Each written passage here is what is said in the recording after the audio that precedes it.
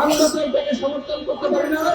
এই বক্তব্য উসমান হাদি ভাই দিয়েছেন, যারা তার চেতনাকে ধারণ করে তারা কোনোভাবে প্রতিবাদক ইসলামের অফিসে হামলা করতে পারে না।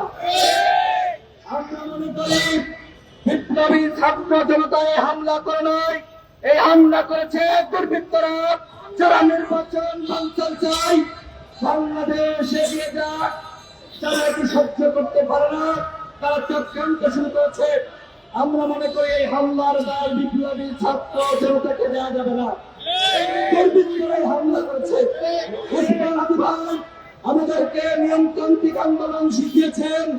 তিনি নিজে এর আগে যখন প্রথম আলো অফিসের সামনে কতিপয় ব্যক্তিরা সেখানে গিয়েছিল হামলার উদ্দেশ্যে, এরপরে তিনি প্রতিবাদ করেছেন।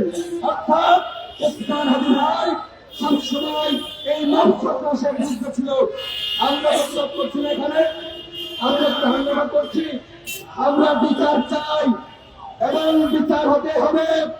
ওই খুনিরা ভারতে পালিয়ে গেছে, ওদেরকে অবশ্যই বাংলাদেশে ফেরত আনতে হবে।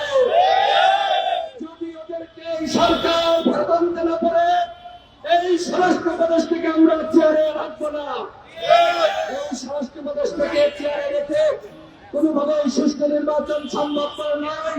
সুতরাং উসমান হাদি ভাইকে যে হত্যা করা হয়েছে, এর দায় নিয়ে আইন শৃঙ্খলা পরিস্থিতি এখনো পর্যন্ত স্বাভাবিক করতে পারে নাই। এর দায় নিয়ে এই ব্যর্থ স্বরাষ্ট্র উপদেষ্টাকে অনতিবিলম্বে প্রতিবাদ করতে হবে। মিছিল শুরু হবে, আমাদের মিছিলটি শান্তিপূর্ণভাবে আমরা শাহবাগের দিকে যাব, সেখান থেকে আবার আমরা ফিরে আসবো। এই মিছিলে কেউ যাতে বিশৃঙ্খলা সৃষ্টির না চেষ্টা করতে পারে, সেদিকে আপনারা লক্ষ্য রাখবেন।